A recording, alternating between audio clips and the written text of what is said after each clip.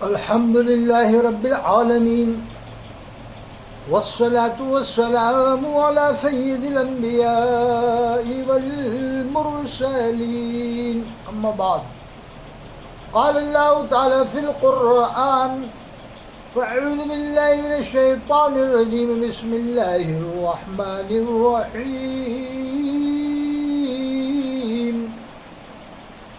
يا أيها الذين آمنوا ادخلوا في السلم كافة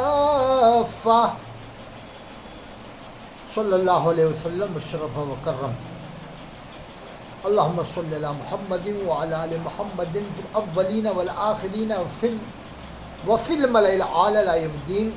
آج کی ویڈیو ہم بنا رہے ہیں یو پی سی پی والوں کو اپنا ایمان تازہ کر لینا چاہیے، یعنی تجدید ایمان کر لینا چاہیے۔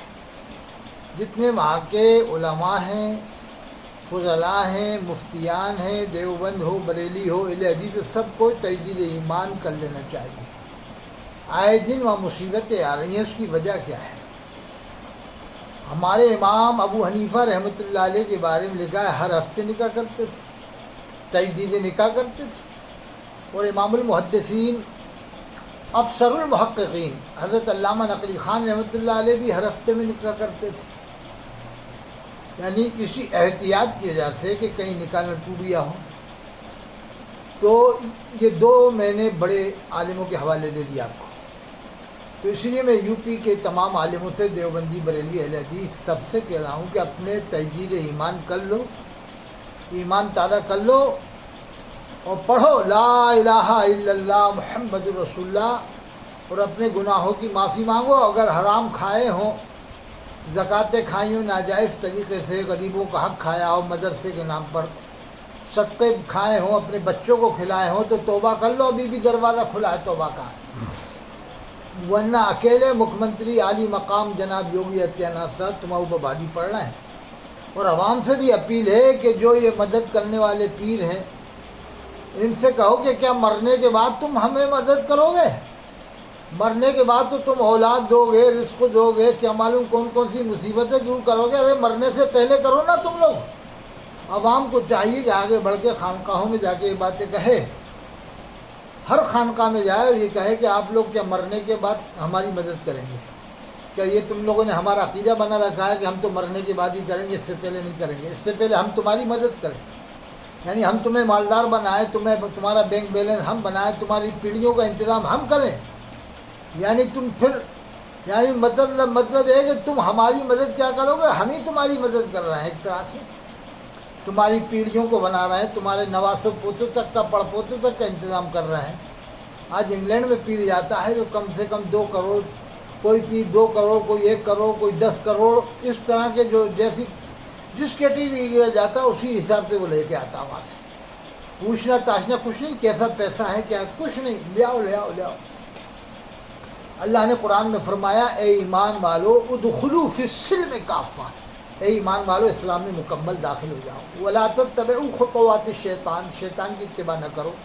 انہ لکم عدو مبین، بے شک وہ تمہارا کھلا دشمن ہے۔ لیکن اس کے باوجود یہ مدرسوں کے نام پہ چندے کرنا، اور وہ تو قطب عالم شیخ المشائخ حضرت مولانا قاری عبدالرشید صاحب سے ذرا کہنے میں چوک ہو گئی۔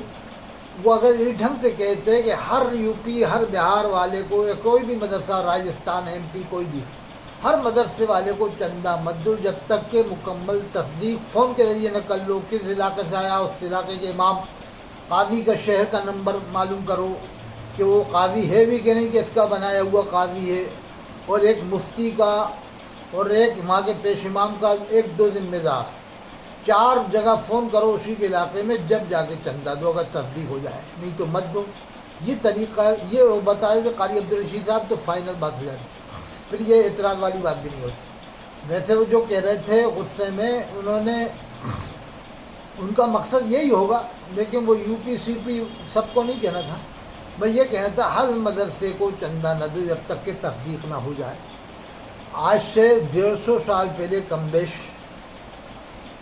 معمار ملت، مفکر اسلام اور شیخ الاسلام والمسلمین حضرت سر سید احمد خان رحمۃ اللہ علیہ نے کہہ دیا تھا یہ مدرسے کیا بنا رہے ہیں، اپنی پراپرٹیاں اپنی ملکیت بنا رہے ہیں، جائیداد بنا رہے ہیں. میں نے بھی پڑھا تھا، تو اب وہ حقیقت سمجھ میں آ رہی ہے. اگر مدرسہ قائم کر دیا تو اس کا بیٹا قابل، پوتا قابل، بس دوسرا کوئی آ نہیں سکتا. جیسے آپ کوٹا میں چلے جاؤ، مولوی ادریس نے مدرسہ قائم کیا ساجی دڑا میں، اور اس نے پراپرٹی بنا لی ہوئی وہاں پر اننت پورہ میں، اپنا مکان بنا لیا، اور پلاٹ ملاٹ اور بینک بیلنس کے دیکھو تو صحیح جا کے بچوں کو پڑھا لیا، سب کچھ کر لیا، شادی اسی سے کریں گے، سب کچھ مدرسے کے ذریعے کریں گے. کوئی ان کی تنخواہ منخواہ نہیں ہے، سب پورا مدرسہ ان کا ہی ہوتا ہے. نہ کوئی حساب ہے نہ کتابیں. کچھ گنڈے بدماشوں کو کھلا پلا دیتے ہیں بکرے مرغے، اوپر سے اوپری کمیٹی بنا دیتے ہیں، اندرونی کمیٹی یہی رہتے ہیں. رجسٹریشن یہ اپنے ہی نام کا کراتے ہیں، رجسٹر وغیرہ سب ان کے ہی نام ہوتا ہے. آپ جا کے دیکھو وہ کیا لکھتا ہے، ہر سال مدرسہ خسارے میں، تاکہ کوٹا کا کوئی آدمی آ نہ جائے. ہم تو کہہ رہے ہیں کوٹا کے سب لوگ جائیں، حساب کتاب لیں کہ آپ یہ لڑکیوں کو پڑھانے کا آپ کو حق کس نے دیا؟ اعلیٰ حضرت نے تو منع کیا ہے، لڑکیوں کے مدرسے نہ کھولے جائیں. پھر یہ آپ اعلیٰ حضرت کے کیسے ماننے والے بن رہے ہیں؟ قوم کو دھوکہ کیوں دے رہے ہو آپ کو یہ حق کس نے دیا کہ آپ اعلیٰ حضرت کا دعویٰ کرتے ماننے کا، اور یہ لڑکیوں کا مدرسہ اعلیٰ حضرت نے ناجائز بتایا، کیوں آپ نے کھولا؟ اعلیٰ حضرت نے تعلیم گورنمنٹ سے ایڈ کرانے کو ناجائز لکھا، آپ نے کیوں کھولا؟ کیوں میں ایڈ لیا؟ یہ مفتی جلال الدین امجدی صاحب نے کیوں مخالفت کی؟ صرف پیٹ کے لیے. مفتی بدر الدین صاحب تو فیض الرسول سے چلے گئے تھے ایڈ کیے جاتے کہ یہ ایڈ ہو رہا میں یہاں نہیں رہوں گا، کہ مجھے مطلب یہ کہ برداشت کرنا پڑے گی بہت سی ناجائز باتیں جو پرہیزگار لوگ تھے وہ اس طرح کی. تو میں یہی کہہ رہا ہوں کہ پرہیزگاروں میں آج زندہ بزرگ بریلی میں موجود ہیں مفتی صالح صاحب، ان سے آپ ملاقات کریں، مرید ہو جائیں. وہ شیخ الحدیث ہیں، میرے استاد ہیں. اور ایک اور میرے استاد مفتی اعظم مراد آباد، قطب مراد آباد، مفتی ایوب خان صاحب نعیمی، ان سے آپ مرید ہو جائیں. حضرت مفتی ایوب صاحب نعیمی رحمۃ اللہ علیہ، حضرت مفتی اعظم بریلی مفتی محمد صالح صاحب رحمۃ اللہ علیہ، ان دونوں سے مرید ہو جائیں.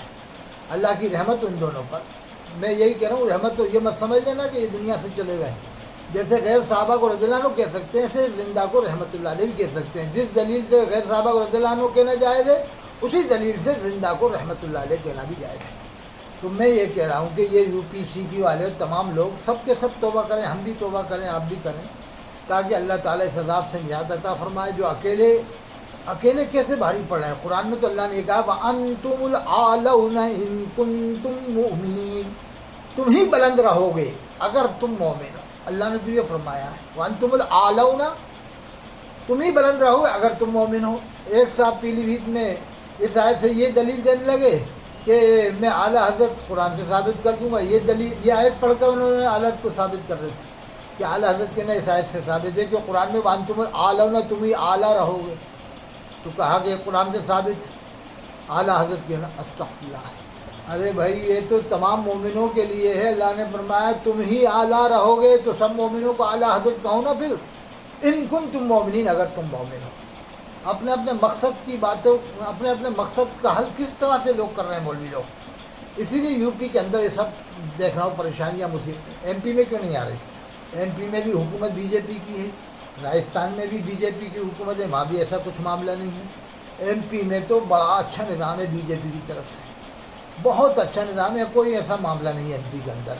حضرت محترم جناب ڈاکٹر موہن بھاگوت، وہ کون ہے، موہن یادو صاحب، بہت اچھے سوبھاؤ کے آدمی ہیں اور بہت شانتی پوروک دماغ کے اور مائنڈ کے آدمی ہیں. بڑے اچھے اور قابل شخصیت، خاندانی پریوارک آدمی ہیں، بہت بڑی ہستی ہیں یہاں، سمجھ لو آپ.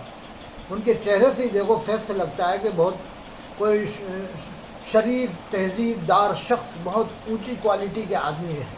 حضرت ڈاکٹر موہن یادو صاحب جو مدھیہ پردیش کے مکھ منتری ہیں. میں ابھی بھوپال سے ہی بول رہا ہوں.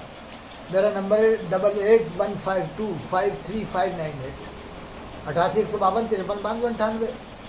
تو ہم تو یہ کہتے ہیں کہ ہندو بھائیوں میں ایسی برائیاں نہیں ہیں جیسی آج مسلمانوں میں آ گئی ہیں. وہ مندروں کا چندہ کہاں کھاتے ہیں؟ یہ تو ایک رام مندر کا مسئلہ ہوا ہے، ورنہ عام طریقے سے ہندو بھائی نہیں کھاتے اس طرح سے چندہ کر کے. ورنہ مسلمان تو دارالعلوموں کا، ہزاروں دارالعلوموں کے چندے کرتے پھرتے ہیں، فرضی چندے کرتے ہیں، مسجدوں کا کھا جاتے ہیں، مدرسوں کا کھا جاتے ہیں. ایک دو تھوڑی. بس اسی پر ایک واقعہ سنا دیتا ہوں. ہمارے یہاں قطب سرون، قطب عالم، مفتی عبد المجید صاحب رحمۃ اللہ علیہ جب دیوبند گئے تو حضرت مولانا قاری طیب صاحب نے مدرسہ دکھایا. یہ سوچ کر کہ تعمیرات کی تعریف کریں گے حضرت، تو پوچھا حضرت کیسا پا رہا ہو؟ کہا کہ قاری صاحب تعمیرات تو آپ نے بہت کرا دی، مگر جو روحانیت اپنے زمانے میں تھی وہ روحانیت نظر نہیں آتی ہے، بلڈنگیں نظر آتی ہیں مگر روحانیت نہیں۔ یہ آج سے 70 سال پرانی بات ہے، 80 سال 70 سال جب یہ بات کہی تھی، اب کیا عالم ہو؟ تو قاری طیب صاحب نے گلے لگا لیا، کہا مفتی صاحب صحیح کہہ رہا ہو، مدرسے میں بھی مشکوک پیسہ آنے لگ گیا ہے۔ اس زمانے میں مشکوک آ رہا تھا، اب تو بالکل سمجھ لو 2 نمبری 3 نمبری کون کون لوگ پیسے دے رہے ہیں، زکوٰۃیں نکال کے 2 نمبری لوگ دے رہے ہیں، تو کیا ہوگا ان کی زکوٰۃ سے؟ تو مفتی صاحب نے یہ بات کہی تھی، قاری صاحب نے گلے لگا لیا تھا۔ تو غوث پاک پیران پیر کے والد نے ایک سیر کی خاطر اس لیے سفر نہیں کیا، وہ ڈرتے تھے کہ کہیں پیٹ میں غلط چیز نہ چلی گئی۔ وہ پھر آپ نے کتنی قربانیاں دی، مزدوری کی، اور کتنے سب واقعہ آپ کو معلوم ہوگا۔ یہ آج حرام کھانے کی وجہ جو آج مصیبتیں آ رہی ہیں، دعائیں قبول نہیں ہو رہی۔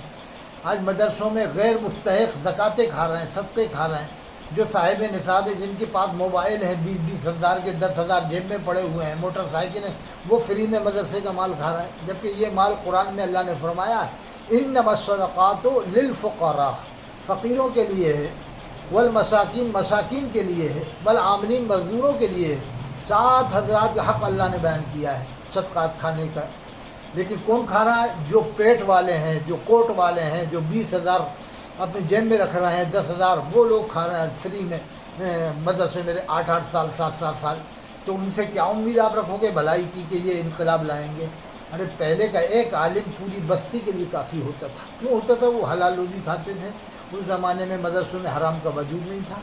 ایک سے ایک باعمل عالم حضرت محمد شبیر عثمانی ہوئے، حضرت صدر الفاضل مراد آبادی ہوئے، حضرت ادھر سے دیکھو تو مولانا علامہ انور شاہ کشمیری ہوئے، حضرت مولانا یوسف بنوری ہوئے، حضرت مفتی، ایسے ایک ایک عالم ہزاروں پوری بستی پہ بھاری ہوتے تھے، پوری بستی کو سنبھال لیتے تھے۔ آج ایک بستی میں 2-2 ہزار 1-1 ہزار عالم ہیں، مگر شہر کو نہیں سنبھال پا رہے۔ اس زمانے ایک عالم پورے شہر کو سنبھال لیتے تھے۔ حضرت قاری طیب صاحب نے کہا تھا کہ جس شخص میں 2 باتیں مل جائیں گی، میں آج کا اسے جنید وقت سمجھوں گا۔ ایک حلال روزی کا پابند ہو، وہ 5 ٹائم کی نماز کا پابند۔ آج مسلمان جمعے کا پابند ہے عام طور سے۔ کبھی اس پر میٹنگیں ہوئیں شہر کہ صرف مسلمان جمعہ کیوں پڑھ رہا ہے؟ وہ بھی 2 رکعت پڑھ کے ایسے بھاگتے ہیں ایسے گدھے بھاگ رہے ہیں مسجد میں، کوئی بھی امام منع نہیں کرتا، روکتا نہیں کہ بھئی یہ 2 رکعت پڑھ کے کیوں بھاگ رہے ہو آپ؟ جیسے تو آپ جمعے کی نماز پڑھا، وہ بھی 2 رکعت پڑھ کے بھاگ رہے ہو، ایسے گدھے بھاگ رہے ہیں۔ تو پھر محترم جناب یوگی آدتیہ ناتھ صاحب تم پر حاکم بن کر مسلط ہوں گے کہ نہیں ہوں گے؟ اللہ تعالیٰ نے جو قرآن میں فرمایا ہے وَمَن يَعْشُ عَن ذِكْرِ الرَّحْمَٰنِ نُقَيِّضْ لَهُ شَيْطَانًا فَهُوَ لَهُ قَرِينٌ، جو رحمان کے ذکر سے منہ موڑے گا، نماز نہیں پڑھے گا، اللہ کے ذکر سے منہ موڑے گا، تو اللہ نے فرمایا ہم اس پر شیطان کو مسلط کر دیں گے۔ اور فرمایا وَمَنْ أَعْرَضَ عَن ذِكْرِي، جو میرے ذکر سے منہ موڑے گا فَإِنَّ لَهُ مَعِيشَةً ضَنكًا، تو ہم اس کی لائف کو ٹائٹ کر دیں گے۔ یہ 16ویں پارے میں ہے۔ تو آج یہ کہتے ہیں نوکریاں نہیں ملتی، اللہ نے قرآن میں کہا ہے کہ جو ذکر سے منہ موڑے گا ہم اس کی لائف کو ٹائٹ کر دیں گے، زندگی کو تنگ کر دیں گے۔